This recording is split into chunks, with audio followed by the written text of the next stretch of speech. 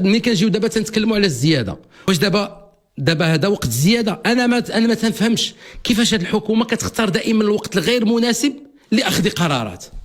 التعليم بدينا السنه الموسم الدراسي ب3 شهور ديال الاضراب او اكثر، وحتى من بعد وعاد لقاو الحل وصافي دازت الامور. يعني 3 شهور ضعنا في التعليم. في التعليم اللي حنا شحال المرتبه ديالنا 154 تنظن على 199، يعني في الاخير ديال التعليم. إذن شنو ناقصها هذه الحكومه؟ واش ناقصها الجرأه؟ واش ناقصها الحنكه؟ واش ناقصها الرؤيه؟ واش كاين حول في الرؤيه؟ اشنو هو المشكل؟ شنو هو المشكل عندها باش ما تلقاش الحل في اقرب وقت؟ لان جرس الخطر كيدق. واش الناس عطيناهم الدعم وحيدنا لهم الدعم؟ راني عطينا الدعم، عطينا احساس بالطمانينه، قال الله 500 درهم غادي ندير بها وندير بها وندير بها، وعطينا له شهرين 3 شهور حيدناها له. واش هو في شهرين 3 شهور هو خدا الدعم وغادي تزاد عليه شي حاجه جديده في حياته؟ راه ما يمكنش. اذا قولوا لنا الصراحه، قولوا لنا شنو كاين في الدعم الاجتماعي المباشر؟ علاش حيدتوا الناس الدعم؟ علاش شنو هو السبب الحقيقي؟ حل بحل، حاله بحاله. الخضره رجعت كتهبط وتطلع بدون اجراءات ديال الحكومه، رجعت كتهبط باسباب خارجيه. ملي تجي دول تغلق الحدود ديالها الخضر ديالنا، الخضر ديالنا كتدفق في المغرب وكيهبط الثمن. ملي كتجي الدول الاخرى عاوتاني كتفتح الحدود ديالها وتقول لهم يلاه استوردوا، كنبداو عاوتاني كنجريو نصيفطوا الخضر وبقى السوق ديالنا المغربيه ما فيه حتى شي حاجه. ايوا شنو هادشي؟ شي حاجه ماشي هي هذيك. حيت البلاغ الصحفي الاسم العنوان ديالو اصلاح منظومه دعم اسعار غاز البوتان بشكل جزئي. اذن المفروض يقولوا لقد تم اتخاذ القرار الاتي في اطار دعم مشروع او برنامج تعميم الحمايه الاجتماعيه والدعم الاجتماعي المباشر. هذا القرار هو كذا وكذا وكذا. لكن ملي كيجيو في 15 سطر هما تيكتبون على امو التضامن الدعم المباشر والسجل الاجتماعي وتعميم الحمايه الاجتماعيه الى اخره، فهذا هذا في حد ذاته يعني في الظاهر تيقول بان كاين شي حاجه ماشي هي هذيك.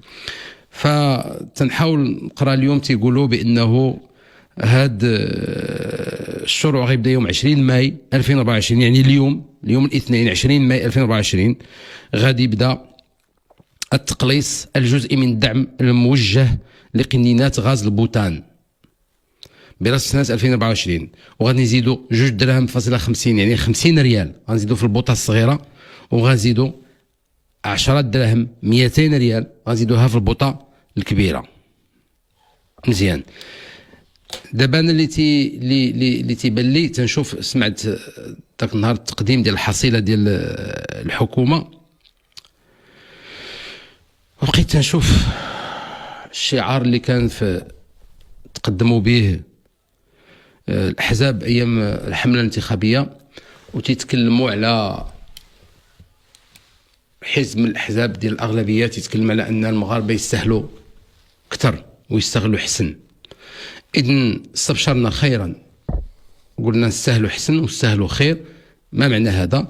أي غنحافظوا على الحقوق المكتسبة ديالنا وغادي تزاد لنا أكثر. إذن الحقوق المكتسبة شنو هي؟ كانت الرامد كيستافدوا منها 11 مليون شخص. 11 مليون شخص كانت يمكن لهم يمشيوا للمستشفى وتتلقاو العلاجات بالمجان والتحليلات بالمجان والأدوية بالمجان. هذا المفروض نظريا، بغض النظر عن الانتقادات اللي كانت هذيك بطاقه الرامد حتى هي كانت عندها نقاط ضعف، وهذا عادي، لكن على الاقل كانت 11 مليون اللي كتستافد. دابا اليوم هاد 11 تقلصات ل 3 مليون او 4 مليون. واش دابا هنا هدف احسن؟ هدف اكثر؟ هدف افضل؟ كنا 11 مليون صبحنا 3 او 4 مليون اللي كيستافدوا من امو التضامن.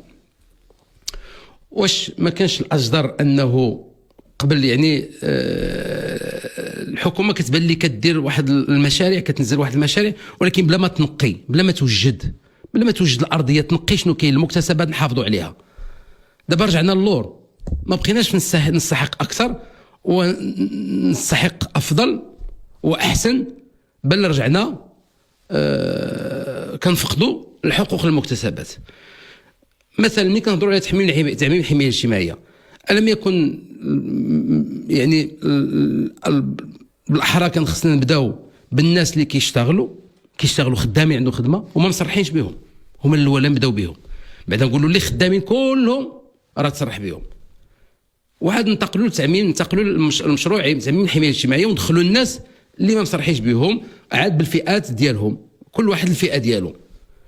لكن حنا دخلنا على هذاك الشيء هكاك، اذ لحد الان ناس كانوا في النظام قبل تعميم الحمايه الاجتماعيه غير مصرح بهم في الصندوق الوطني للتمشيم، ولا زالوا الى يومنا هذا لا يصرح بهم. هما تيشتغلوا. وخص بالذكر الامن الخاص، النسيج، البناء، المنظفات والمنظفين، و شكون اخر، مطاعم والمقاهي. هادو بزاف مازال لحد الان ما تيستافدوش.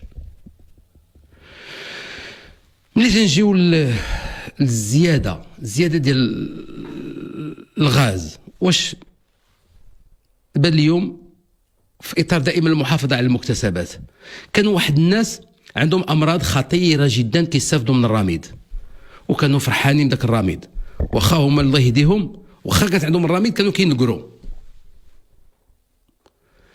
دابا ما بقاش عندهم لا رميد لا امو تضامن، ماشي الاغلبيه لكن كاينين هادو اللي كانوا مستفيدين من الرميد وكان عندهم امراض خطيره جدا، من ضمنهم يعني المرض اللي هو قاتل اللي هو مرض السرطان. هاد الناس اليوم ما بقاش عندهم الرميد، وكاين اللي تعطى لهم بعض الاشهر استفدوا من امو تضامن، ومن بعد لقاو راسهم محرومين من امو تضامن، قال لهم خصكم تخلصوا. وكاين اللي كانوا في الرميد ومباشره قال لهم خصكم تخلصوا، وهما ما عندهمش باش يخلصوا.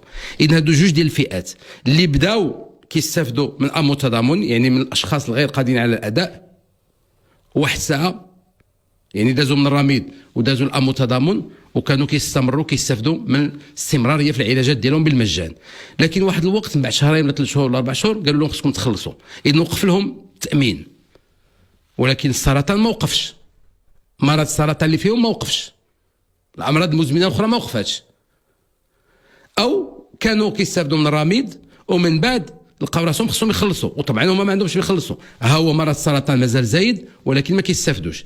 اذا هادو علاش ما فكرنا لهمش باش نحافظوا لهم على حقوقهم المكتسبه، ونقول لهم غادي تستقروا بعدا في الوضعيه، انتم امراض، انتم محتاجين العلاج دابا، هادشي مستعجل، مساله تتعلق بالحياه.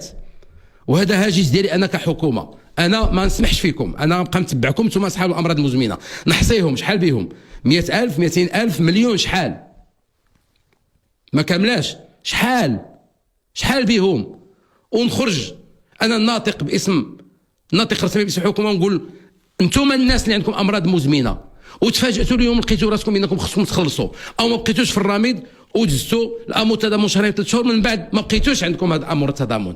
احنا ما نسيناكمش، نتوما احنا مادين لكم يدينا وحاضينكم. ها العلاج ديالكم غادي يكون، وها المسطره ديالكم غادي تكون استثنائيه، لان نتوما ما معكمش اللعب، نتوما تيخصنا نقدوا لكم حياتكم وصحتكم حتى توقفوا على رجلكم وديروا لاباس، عاد نجيو نتحاسبوا معكم نشوفوا واش ديك الساعات يمكن لكم تخلصوا ولا ما تخلصوش، ولكن ما نخليكش في وسط الطريق. الحاجه ملي كنجيو دابا تنتكلموا على الزياده، واش دابا هذا وقت الزياده؟ انا ما تنفهمش كيفاش هذه الحكومه كتختار دائما الوقت الغير مناسب لاخذ قرارات. يعني نرجع التعليم، بدينا السنه الموسم الدراسي ب3 شهور ديال الاضراب او اكثر، وحتى من بعد وعاد لقاو الحل وصافي دازت الامور. يعني 3 شهور ضعنا في التعليم اللي حنا شحال المرتبه ديالنا 154 تنظن على 199، يعني في الاخير ديال التعليم يواتينا هادشي، هذا يواتينا 3 شهور ديال التوقف عن العمل، والحل ما تلقى حتى سالينا 3 شهور عيا الناس بالاضرابات، وهاد لقينا ايوا داك 3 شهور ما نتحاسبوش عليها. اليوم الطلبه الاطباء تيقراو، الطلبه في الطب كيقراو حتى هما عاطينهم بالضر. واش هاد الحكومه عندها كم حاجه قضيناها بتركها؟ هذا هو الشعار ديالها. 3 شهور وحنا غاديين في 4 شهور ما تيقراوش. وشنو هو الحل؟ عاوتاني تم دابا 3 شهور وحده اخرى ولا شهر ولا 15 يوم عاد وهاد 3 شهور اللي دازت بلا قرايه شنو غادي نديروا فيها؟ اذن شنو ناقصها هاد الحكومه؟ واش ناقصها الجرأه؟ واش ناقصها الحنكه؟ واش ناقصها الرؤيه؟ واش كاين حول في الرؤيه؟ اشنو هو المشكل؟ شنو هو المشكل عندها باش ما تلقاش الحل في اقرب وقت؟ لان جرس الخطر كيدق. لكن هادو ما ناخذوش فيهم قرارات ونجيو الزياده ونزيدوا 10 دراهم. على من غنزيد 10 دراهم؟ على كل شيء. غادي تقول لك الحكومه لا انا راه درت الدعم الاجتماعي المباشر. علاش درت الدعم الاجتماعي المباشر؟ باش الانسان يقدر يستحمل ديك 10 دراهم اللي غادي يزيد في البوطه. هي والناس اللي ما خداوش هذا الدعم اللي بقات الوضعيه ديالهم هكاك، بل اكثر من هذا، مطالبون باداء الاشتراكات ديالهم ليستفيدوا من التامين الشامل، وغادي نزيدهم من الفوق 10 ديال الدراهم نزيد لهم في البوطه. ما عندهمش الدعم الاجتماعي المباشر وما عندهمش امو تضامن، وزيد 10 دراهم. وفوقاش هاد 10 دراهم على 15 يوم ولا 20 يوم قبل العيد الكبير، العيد الاضحى، اللي عارفين المغربي شحال عزيز عليه هذا العيد وشحال كيفكر له باش يشري هذاك الكبش ديالو الحولي ديالو. نزيد له انا 10 ديال الدراهم. لا زينه زينه وزادها نور الحمام، ولا لما قدك الفيل زيد كالفيله. هذا هو الظرف اللي كان خصنا نزيدو فيه 10 ديال الدراهم.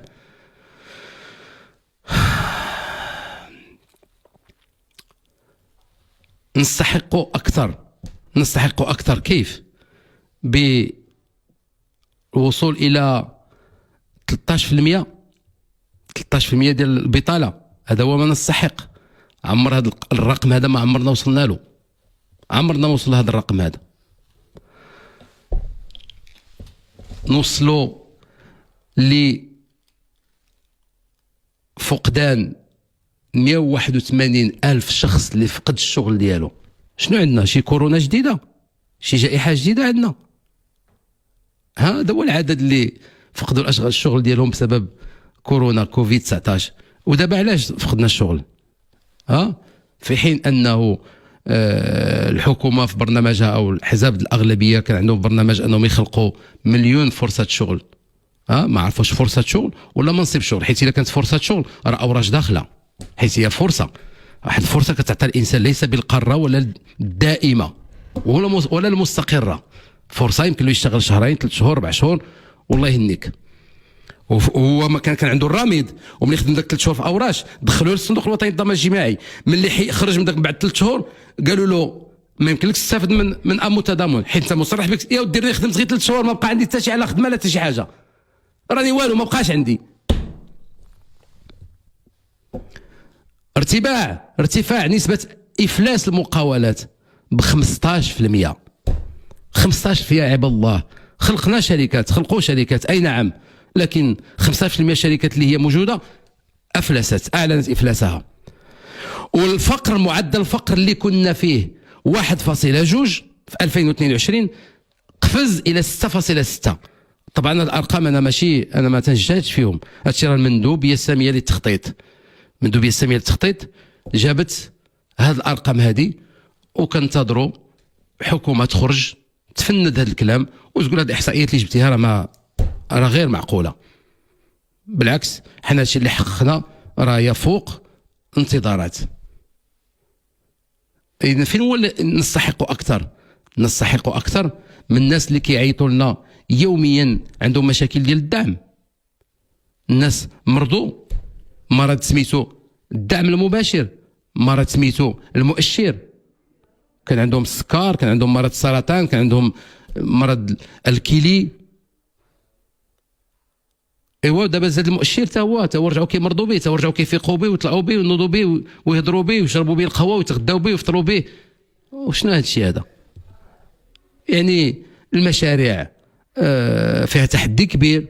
المشاريع ليست بالبسيطه، ليست بالسهله، وليست بالمشاريع التي تنجز في سنه او سنتين. مشاريع مهمه وتاريخيه، وسيشهد التاريخ لهاد الحكومه ان هي نجحت في تنزيل هذه المشاريع. يعني تنحاولوا نشوفوا ما هو ايجابي دارته الحكومه. ملي كنتساراو في المدن الكبيره كنلقاو فعلا كاين تغيير مهم في البنيه التحتيه، كنلقاو انجازات هائله بالنسبه للبنيه التحتيه. طريق السيار تحديات كبيره، الطريق الحمد لله من اكادير وانت غادي حتى للدخله جميله جدا اللي طاحت علينا بزاف ديال الفلوس، وخص تكون اراده باش ننفذوا مشاريع بحال هكا. ثم كاين المطارات، ثم كاين ميناء ديال طنجه المتوسط في تحدي مع المشاريع الكبرى اللي كاينين في العالم. الاكبر الميناءات اللي كاينين في العالم الميناء المتوسطي يتحدى هاد المشاريع الدوليه.